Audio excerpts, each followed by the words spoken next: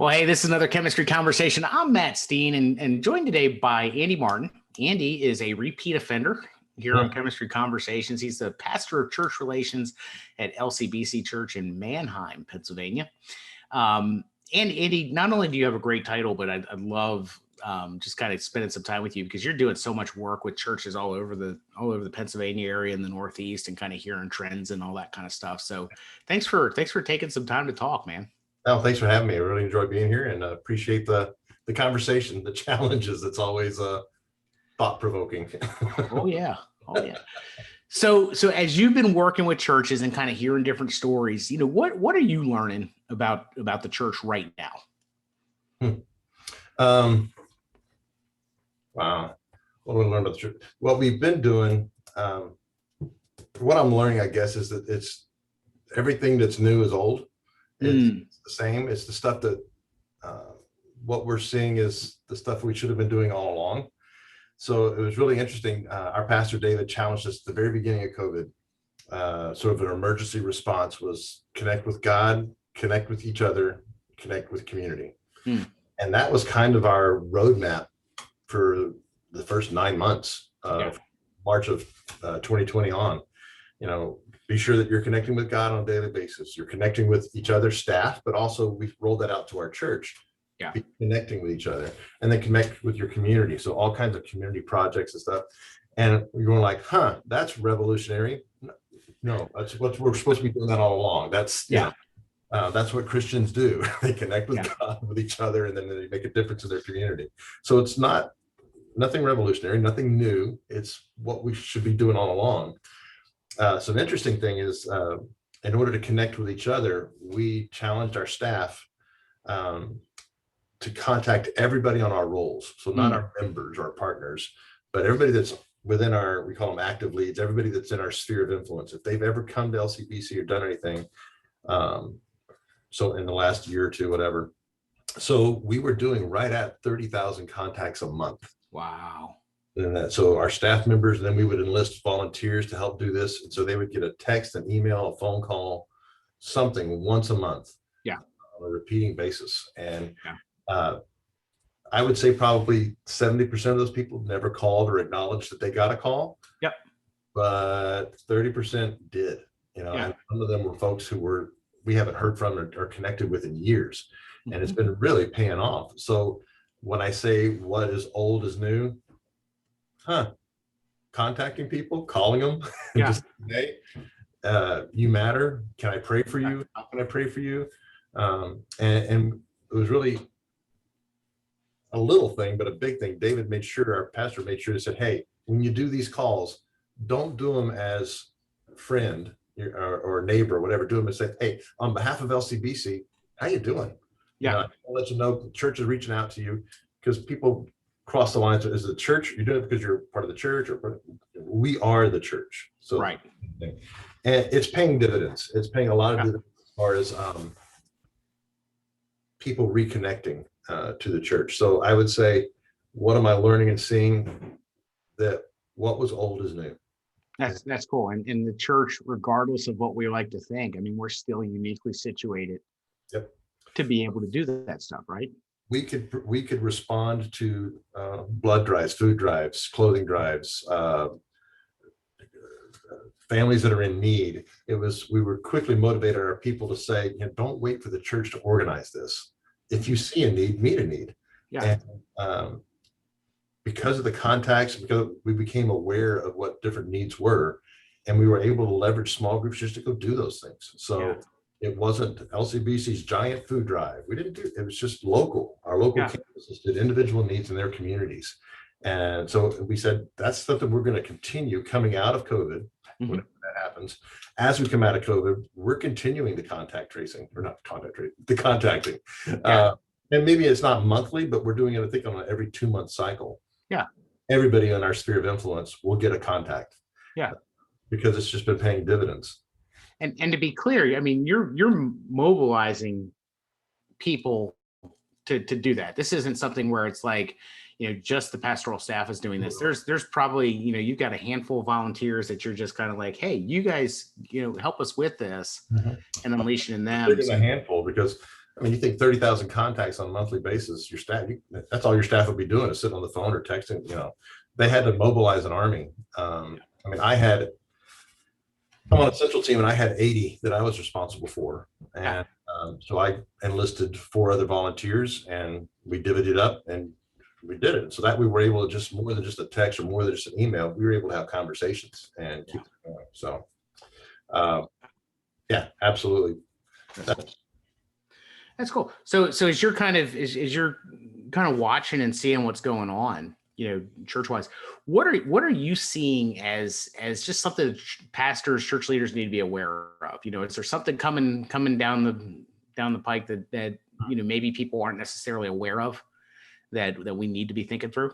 I don't know if it's aware of. I mean, we're in the same boat with everybody else. We're learning and figuring this out. But I think a cool observation that our team is seeing, and just, I guess, a mindset that we've had to get into is we're in a rebuilding phase. It's taking back to where we were at the very beginning. We're not going to be able to flip a switch and everybody comes back.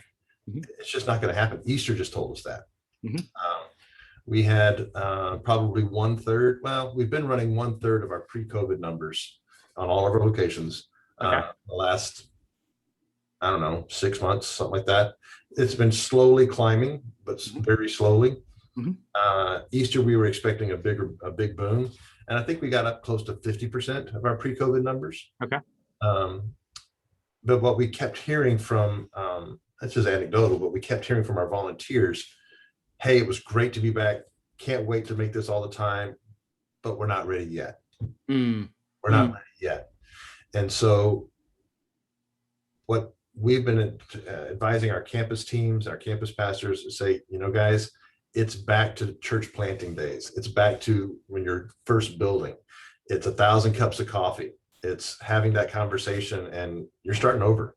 And I guess some of our kidmin people were beating themselves up because they couldn't recruit, hey Nellie, couldn't recruit all the volunteers that they had before. Well, you don't have to, because you've got 1/3 of the people you had before. You just need a few and start rebuilding and don't hold yourself up to those pre-COVID numbers. That's not what it's about. It's about investing in who you've got now and then reaching out to those people who were there and say, how do you get them back? How do you talk to them? How can you serve them? How can you challenge them to grow in their faith? So it's definitely a mindset shift for us, is to rebuild rather than relaunch. And I think it's helping our guys to look at it that way, and also to their volunteers to see, you're in this with us. There's no way a staff's going to do this. The volunteers have to do it. Yeah, I think that's huge. I think I love the rebuild mindset that you're sharing, and so much of what I'm hearing from churches too is the engagement piece of volunteers. I mean, engagement all around, right? Absolutely. Because we're coming out of a season where people have realized that, hey, I can watch church with a waffle on my lap from my living room, right? Kind of nice. I like it. It's kind of nice. But helping kind of people realize that there is a non-downloadable experience that you get in person, but having to rebuild and re-engage and realize that I love it. You use the language 1,000 cups of coffee. I don't know that we fully process that as the capital C church yet. That's coming. Church, that's what church planners do. They're constantly sitting down with people and casting vision. Yeah. Here's what we can see happening. Our dream is to have a church that does X, Y, Z. Well, the difference is you've already got the structure. You've already got a lot of those things. Now you just got to go back and recast the vision. And I've never heard anybody say vision leaks. Then you have to say it over and over again. Yeah. That's what you're doing. You're saying it all over again. Yeah. And just doing the basic work, and it's going to pay off. And there's an opportunity here too, isn't there? I mean, there's an opportunity to, maybe the pre-COVID experience wasn't exactly what you had anticipated, or maybe this is an opportunity. So you got to go back and start rebuilding. What is our preferred future? Are there some shifts and are there some changes that you can actually take advantage of this?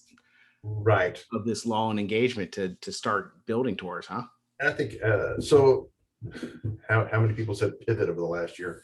So they've, I know, right? Everybody made adjustments to their presentation. They went online, either be it Facebook or a full streaming platform or whatever. They made some adjustments. And so now you see the whole gamut of churches that said, are they going to abandon what they did and go back to what it was, or are they going to do both, or they're going purely online, or and that's definitely a shift for us. We were beefing up our online presence, but prior to COVID, we probably would have said that we are a multi-site church with 15 locations that has an online presence. And in the middle of COVID, right after March, probably closer to the fall, we said, no, going forward, LCBC is an online church that has 15 locations. Now, we have 15 locations. Are we going to abandon those? No. No. No, definitely not.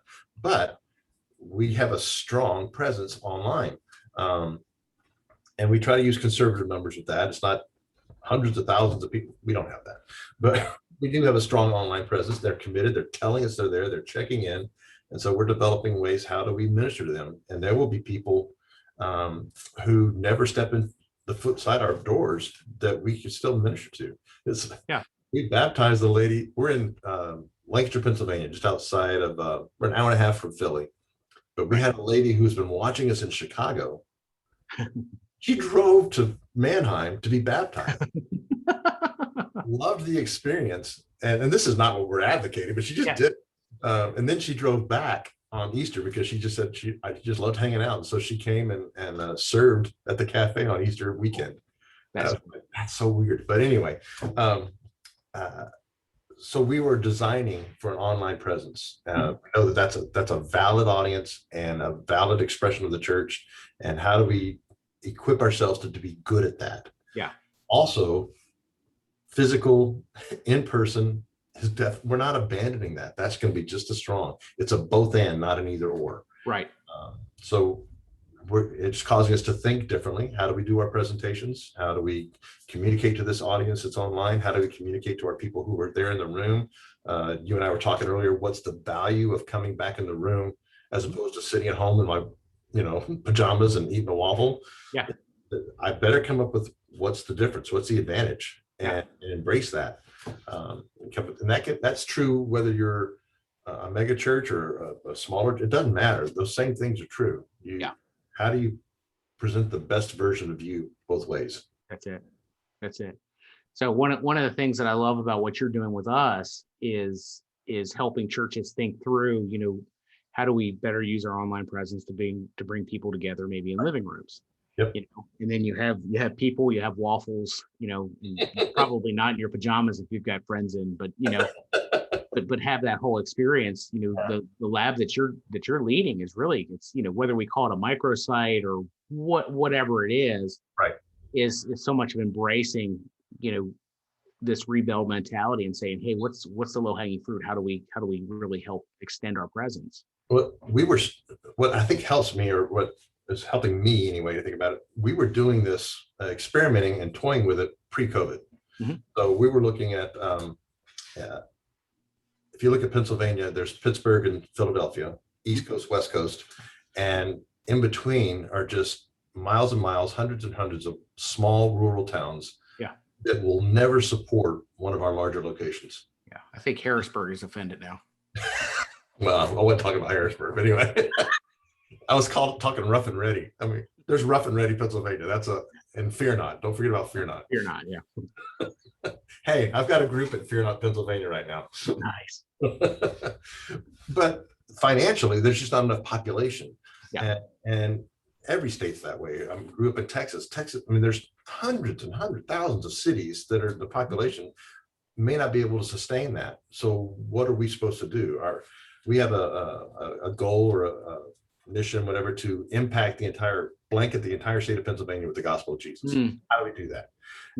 Doesn't have to have an LCBC flag on it. So we're connecting and working with other churches. How do we do that?